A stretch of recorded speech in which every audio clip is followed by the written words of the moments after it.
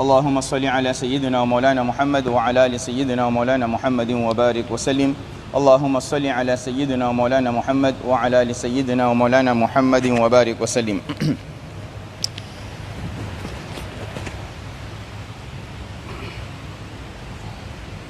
Prezados irmãos, inshallah, nesse mês de Ramadã, normalmente nos Ramadãs passados, nós sempre fazíamos o tafsir. Este ano nós trocamos um pouco de disciplina e optei em fazer uma disciplina que eu acho que é indispensável para todo muçulmano, que tem a ver com a nossa crença. Se a crença de um muçulmano estiver correta, então todas as suas ações estarão corretas. Se, por exemplo, ele faz o seu salat, faz o seu jejum, mas a crença não estiver correta, tudo vai água abaixo. Mas se a crença estiver correta, por mais que ele esteja a pecar em outros campos do din, mas pela crença estar correta, há grande probabilidade do perdão da parte de Allah subhanahu wa ta'ala. Então, Aqaid significa crenças, e são o livro que eu trouxe aqui, é o livro famoso que é ensinado em várias madrasas, que é o Al-Aqidat al-Tahawiyya. São várias crenças aqui mencionadas em 4 segundas-feiras que eu tenho que dar a lição de Aqida. Para mencionar tudo é impossível. Eu escolhi algumas. Hoje irei começar com algo importante. Nossa crença de Ahl Sunnah wal Jama'a, se alguém comete um pecado, vamos dizer que na Billah alguém tem o hábito de consumir álcool. Eu como muslim, você como muslim, você pode chamar, aquele é um kafir, ou não. Alguém tem um vício de zina, é adúltero. Você pode chamar, aquele é um jahannami, é um kafir, olha o que ele fica a fazer. É permitido ou não? E infelizmente há muitos entre nós, se a gente tem alguém, uma irmã na família, que talvez não usa hijab, talvez já não anda bem vestida, a gente chama de nomes, que eu nem tenho coragem de falar aqui na mesquita. É permitido ou não? Isso não está contra a tua crença. Entenderam a pergunta? Ok. São várias seitas, várias opiniões que são dadas.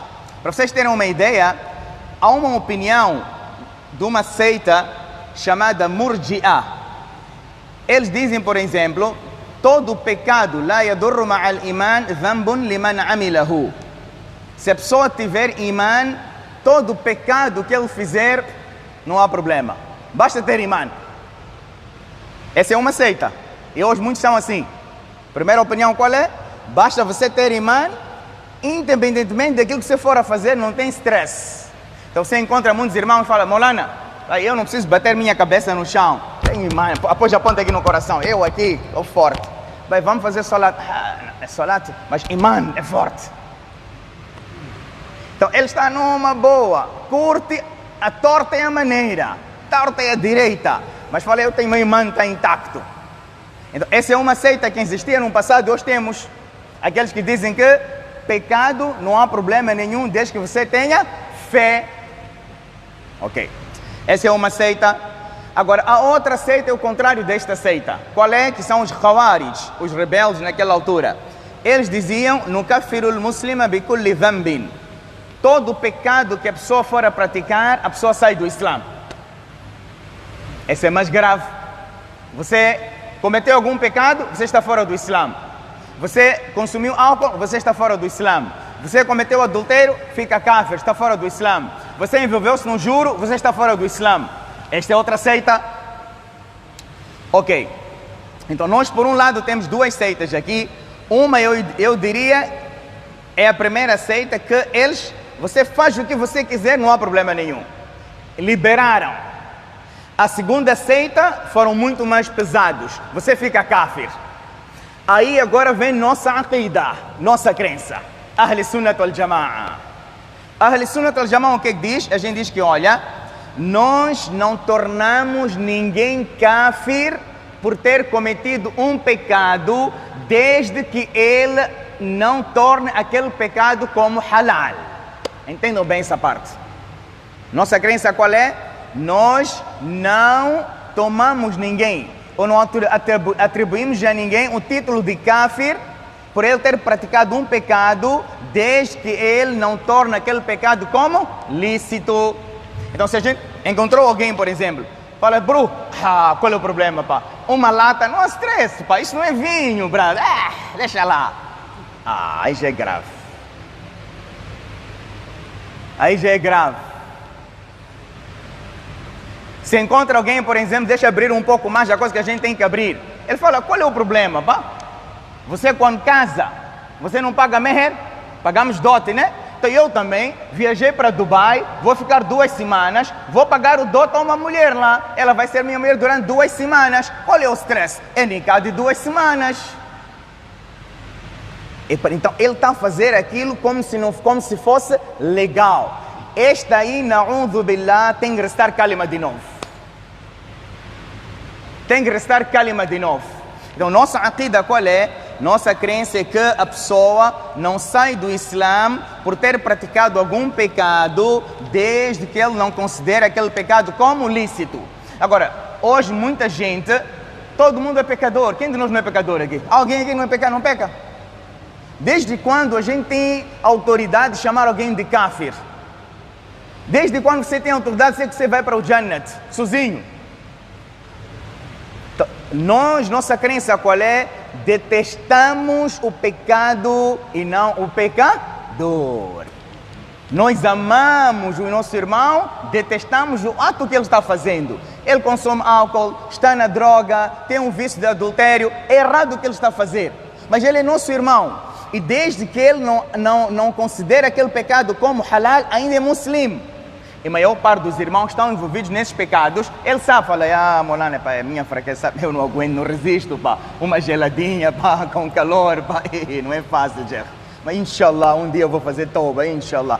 Ele sabe. Então, está errado o que ele está a fazer, sem dúvida. Mas ele não fica kafir. Está certo? Aqui surge uma dúvida nesta aqida. Há alguns hadiths do profeta alayhi salam que ele diz que alguns pecados são kufr, alguns pecados tornam descrença. Por exemplo, o profeta alayhi salam falou no hadith: "Baina al-muslim wa baina al-kufri tarku as-salah", rawahu Muslim. A diferença entre um muçulmano e um kafir é o abandono do salat. Então aqui surge a pergunta: a pessoa que abandonou o salat propositadamente, você está a ver, está a passar a hora da Asr, você está a ver sozinho, eu vou pagar. O jogo está quente, brada. Premier League está, aquela hora que dão 18 horas ainda, é terrível, não é? Está terrível. Esse jogo não dá para perder. Vou bater Maghrib e Asr de vez. Você está a ver a hora do salat a passar e você propositadamente não fez o salat. Como é que você fica? Então aí está. Imam Ahmad bin Hanbal, por exemplo, escola Hanbalita, a pessoa que perde um salat propositadamente deve restar kalima de novo. É grave. Você que perdeu o salat propositadamente deve restar o kalima de novo. Se, por exemplo, você propositadamente não colocou o alarme, o despertador para Fajr. Então, se você não está a colocar o despertador para Fajr, você está a falar o quê? Que eu não quero fazer? Falam lá. Eu não quero fazer? Fajr. E você colocou propositadamente para 7h30. 7 horas, hora do trabalho. Então, Imam Ahmad bin Hanbal diz que essa pessoa torna-se kafir. Então, aqui, a escola Hanafita não é muito pesada nisso. A escola Hanafita ainda poupou-nos um pouco Imam Abu Hanifa. Ele diz que, olha, a pessoa que perdeu o salat propositadamente, mas ele sabe que o salat é obrigatório, ele, na luz, na aqida da escola Hanafita, ele não ficará kafir, contudo está a praticar um pecado grande. Então eu estava a dizer que há ações que a pessoa faz que fica kafir. Por exemplo, o hadith diz: "Man halafa bi ghayri Allahi faqad kafara", quem jurar a outro nome além de Allah também vai ficar kafir. Segundo, tem um terceiro, por exemplo, "Sibabul muslimi fusuq", insultar um muçulmano é pecado. "Wa qitaluhu kufr", lutar com ele é kufr. Então, a objeção que surge aqui qual é? Há ações que o hadith menciona, você praticando aquilo fica kafir. Como é que nós estamos a falar que a pessoa não fica kafir? Entende essa objeção? Há hadiths que diz que se a pessoa praticar algumas ações, tornar-se-á kafir. E vocês estão a dizer que ele não fica kafir. Uma qual é insultar alguém, outra qual é abandonar o salah. Vem, por exemplo, La yazni zani hina yazni wa huwa mu'min.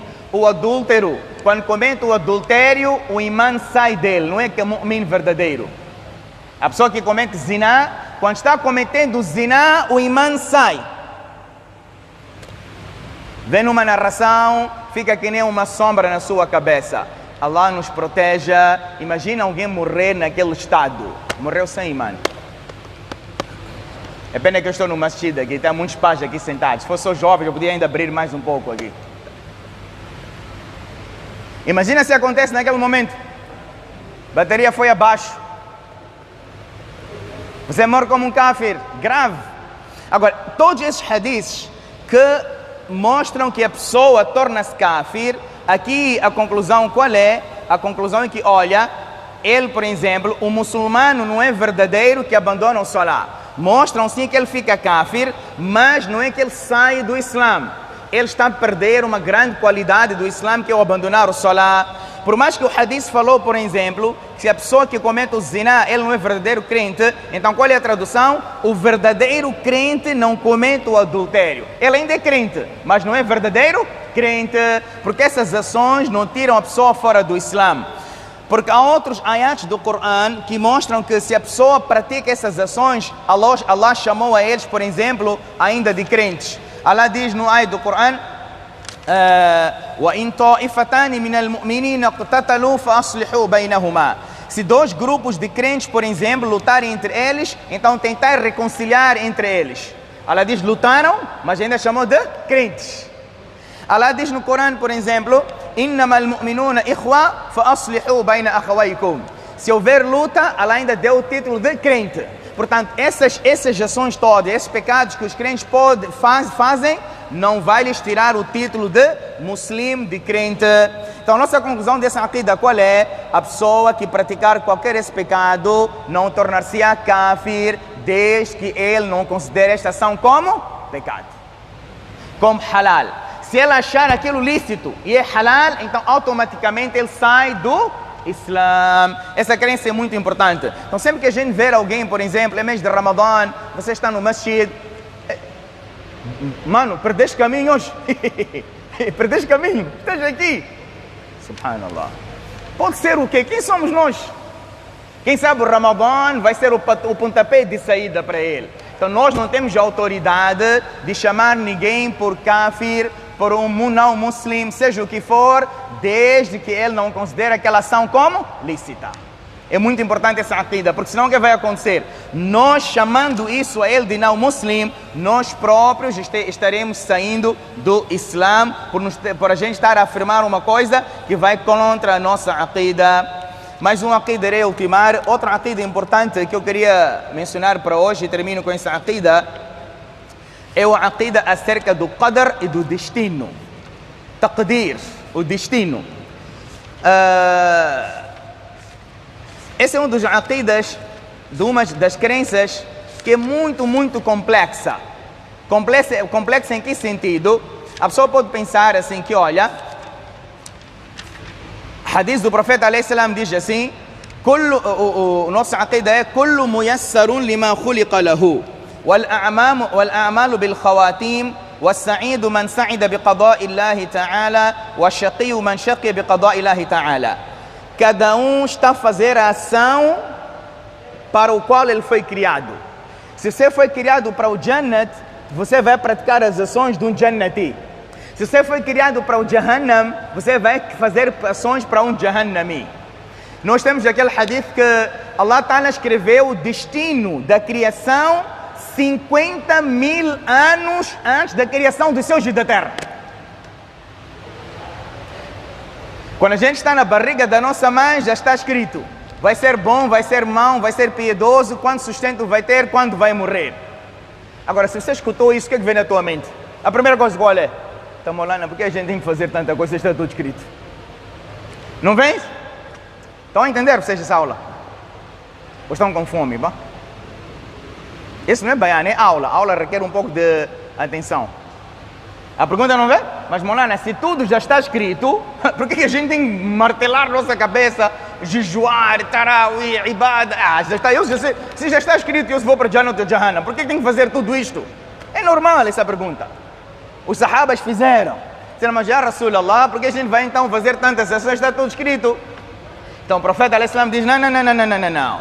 Vocês continuam a fazer, Allah subhanahu wa ta'ala irá ver a ação que você for a praticar. Se você está destinado para o Jannat, Allah vai fazer com que você pratique as ações do Jannat. E aí vem a crença do destino. Agora, destino, como eu disse, é muito complexo. Só para vocês terem uma ideia, o nosso autor aqui, quando escreve, ele diz وَأَصْلُ الْقَدْرِ سِرُّ اللَّهِ تَعَالَى فِي خَلْقِهِ. E o destino é o segredo de Allah na sua criação. لَمْ يَطَّلِعْ عَلَى ذَلِكَ مَلَكٌ مُقَرَّبٌ. Nenhum anjo nobre conhece o destino. وَلَا نَبِيٌّ مُرْسَلٌ. Nenhum profeta sabe o segredo do destino. وَالتَّعَمُّقُ وَالنَّذْرُ فِي ذَلِكَ ذَرِيعَةُ الْخُذُلَانِ. Quem quiser aprofundar a matéria do destino vai ser desgraça. Então nós temos que ter muito cuidado, nunca pensar, mas como deve ser Allah? Como é que Allah Ta'ala criou o mundo? Onde é que Allah Ta'ala está? Como é que... Mas quando a gente morre, meu pai, meu avô, como é que é tudo isso? Como é que vai ser o Jahannam? Como vai ser o Jannat para sempre, eternidade? São coisas que a gente é uma coisa imaginável, não está na nossa cabeça e a pessoa não deve aprofundar. Você só tem que dizer o quê? Sami'na wa ata'na. Nós ouvimos e obedecemos. Se você for entrar profundo nisto, então você pode perder o seu imã. É por isso que Allah Ta'ala diz depois no ayat do Coran, La yus'alu amma yaf'alu wa hum yus'alun. Allah não é perguntado daquilo que ele faz. A pergunta surge, por que meu pai faleceu? Por que minha irmã faleceu? Por que isso aconteceu? Esse porquê não é permitido no Islã. Allah não é questionado daquilo que ele faz, nós seremos questionados. Portanto, o que é destino, o que é qadr? Tudo que acontece na vida do ser humano, no mundo, tudo que acontece em termos de alegria, de tristeza, rizq, sustento, alegria, contentamento, desgraça, tudo já está marcado perante Allah subhanahu wa ta'ala. Certa vez os sahabas disseram, Ya Rasulallah, nós às vezes encontramos dentro de nós algo que a gente até tem medo de falar. Inna najidu fi anfusina ma yata'azam ahaduna yatakallama bihi. Às vezes coisas dentro de nós que hoje eu tenho medo de falar sobre isto. O profeta perguntou, vocês encontram isso mesmo? وَقَدْ وَجَدْتُمُوهُ? Nós temos que sim. O profeta sempre falou disso, o que? هَذَا صَرِيحُ الْإِيمَانِ. Quando você tem algo no seu coração, que você às vezes até tem medo de falar para outro, esse é um sinal claro que você é crente. E o profeta al-Islam ensinou no outro hadith, quando a gente tem esse tipo de pensamento dentro de nós, nós temos que recitar com muita frequência o quinto kalimah. Allahumma inni a'udhu bika min an ushrika bika shay'a wa ana a'lamu bihi wa astaghfiruka lima la a'lamu bihi. Isso, inshallah, vai realmente fazer a gente diferenciar. Há uma pergunta que eu sempre faço, há duas coisas que eu falo, me sempre digo, por exemplo, não bem pergunta, você saiu agora aqui na estrada, você ficou aí não, no meio da estrada, você ficou assim no meio. Se eu estiver destinado para morrer, eu vou morrer, senão não vou morrer. Carro veio e bateu a você. Vamos falar o que vocês? Não é destino? Não estava escrito? Estão a entender? É tão complexo esse masala. Então há duas escolhas. Um é escolha, um é destino. Entendam bem essa parte. Porque se não sabem, essa masala de destino funciona assim. Alguém vai dizer, por que não jejuaste hoje? Sheikh, por que você está a fazer essa pergunta? Eu antes de nascer, Allah já tinha escrito que eu na segunda-feira não haveria de jejuar. Quem é você para me perguntar, Sheikh? Por que não fizeste salat hoje? Sheikh, já estava marcado que hoje Zuhr eu não haveria de fazer antes de eu nascer. Sheikh também. Estava marcado. Allah quis assim. Então, ver o que vai acontecer. Então, a escolha e a destino. Entendam bem essa parte. Taqdir e qadr destino em todas as coisas que o ser humano não tem poder. A coisa está fora da nossa capacidade. Aí sim entra o destino. Coisas que estão na nossa escolha, Allah vai te questionar. fazer salat, você tem capacidade de ir para uma masjid. Se você vai agora vai para um prédio, você se atira, é suicídio. Allah vai te questionar. Suicidar no Islã é haram. Então, tudo que está dentro da nossa capacidade é escolha. E tudo que está fora da nossa capacidade é o destino. Por exemplo, agora, nascimento. Está na nossa capacidade? Só Allah é que sabe. Chuva, só Allah é que sabe. Quanto você vai ganhar hoje? Você vai esforçar, mas só Allah é que sabe. Então, o que a gente diz? Você vai trancar a porta do carro, vai para o alarme, está na minha capacidade. Mas se roubarem um carro, já é destino da parte de Allah. É muito importante isso. Ninguém que está a negar o yaqeen. Atenção, quando a gente fala de destino, muitos falam, não, a gente não acredita em Allah, não temos convicção, não temos yaqeen. Mas yaqeen não significa você deixar a porta aberta. Você deixou a porta aberta, você leu Ayatul Kursi, disse que ninguém vai entrar na minha casa. Bem, a porta está aberta, claro que vão entrar, você não está bom de cabeça. Não fechou o carro, diz, não, eu disse Bismillah, Allah como vai proteger? Aqui é um pormenor. O que a gente faz? Você tranca a porta do carro, pisa o alarme e agora deixa na responsabilidade de Allah. Aí até é mais yaqeen do que não trancar. Por quê? Você está a dizer, e Allah, os meus meios com o seu poder é insignificante, eu fiz tudo, mas no final do dia você é o boss, você que decide. Então você está praticamente a negar os meios desta maneira. Se o profeta ﷺ falou, tawakkad thumma tawakkal. Você deve arranjar meios, depois confiar em Allah subhanahu wa ta'ala. Portanto, acreditar no taqdir, no destino, prezados irmãos, terminando, é o nosso grande consolo. Que consolo? Nós às vezes, a vida não anda bem, perdemos algum familiar, ou a mulher que a gente queria casar, casou com outro. Acontece. É destino, o casamento, não estava destinada para si. Não estava destinada para si. Então, o nosso grande consolo qual é? É o destino. E a gente tem que agradecer a Allah, que Allah nos abençoou com o Islã. Por causa do destino, a gente consegue atravessar grandes problemas na vida. O que o profeta ﷺ falou? Annama asabaka lam yakun liyukhti'aka wa ma akhta'aka lam yakun liyusibaka. Aquilo que te atingiu era infalível, tinha que te atingir. Você fala, se a gente não tivesse travado, tinham que travar, lá já tinha marcado, não tinha como. Se a gente tivesse dormido naquela noite, não, vocês não eram para dormir lá. No Islã, atenção, não há mera coincidência. Temos que tirar essa palavra da nossa linguagem. Sabe, a gente às vezes fala, mas vai contra a nossa aqida, a nossa crença. No Islã não há coincidência. Você fala, sabe, não há coincidência. Já estava marcado para estar lá. Eu fui à procura dele e, subhanallah, que coincidência ele veio. Não. Allah já tinha marcado que ele tinha que estar lá naquele dia. Então, tudo que acontece, atingiu a você, era infalível. E tudo que não te atingiu, jamais iria acontecer consigo. Então, por exemplo, você tentou participar num concurso, de uma bolada. Você, mashallah, eu vou ganhar esse concurso, mas infelizmente deram uma outra companhia. Como você fica? O não muçulmano faz suicídio, ele se atira, que eu não tenho sorte, só tenho azar. No Islã não há sorte nem azar. Mas nossa crença qual é? Allah não tinha marcado para mim. Alhamdulillah. Aquela bolada não era minha. Qual é o problema? É dele. Shukr, mas problema resolvido. Nós vamos acabar com o stress quando a gente acreditar num destino. Não há de haver stress na vida. Mas não deu certo, qual é o problema? Allah não marcou.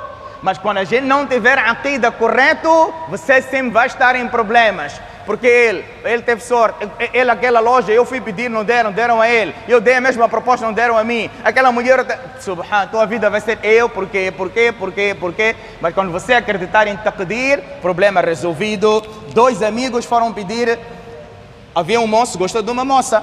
Então, ele não tinha ninguém para ir fazer pedido, falou com o amigo dele. Eu não conheço aquela família, você é meio conhecido lá. Vamos lá juntos, você fica aqui nem meu amigo para a gente falar com o pai da moça. Ele disse, isso meu irmão, vamos juntos. Foram para lá, chegaram lá a conversar, ele disse, olha, meu amigo está interessado na vossa filha para casar. Eles olharam, o pai da moça, a mãe olharam, disseram, quem? Ele? Disseram, ele não queremos você. Que tal essa agora? Ele não queremos você. Se fosse um de nós, brada, você mesmo me deu cabeçada. Meu brada, me deixa cabeçada. Você vinha teclando com o baby esse tempo todo. À minha frente mesmo. A gente podia pensar assim, mas subhanallah, subhanallah. O que aquele homem falou? Disse, meu irmão, maaf. Falou, desculpa. Eu te peço maaf e eu queria intrometer com teu destino. Allah marcou para si. Eu era uma barreira e eu agora me afasto. Seja feliz com ela, tens os meus duás. Allahu Akbar. Vejam lá isso. Isso é o quê? O mas'ala do taqdir, do destino, que Allah nos conceda tawfiq, inshallah, da gente aprender as nossas crenças, as crenças corretas. Se nosso aqida estiver correto, então tudo estará correto. Inshallah, irei deixar outras crenças importantes para as próximas aulas. Uma delas será muito importante, acerca do Isal e Sawab. O que é Isal e Sawab? Mês de Ramadã, muitos querem fazer um furo para o pai, querem dar sadaqah, querem pagar iftar, fazem intenção para o nana, para o avô, para a mãe, para a tia. Como funciona Isal e Sawab? Chega ao falecido ou não chega? Quais são as ações que chegam ao falecido? Quais são as ações que não chegam? Inshallah, vou deixar como ponto de interrogação para vocês virem na próxima aula, inshallah. Subhanakallahumma bihamdika, nashhadu an la ilaha illa anta nastaghfiruka wa natubu ilayk. Subhana rabbika rabbil izzati amma yasifun. Wassalamu alaikum.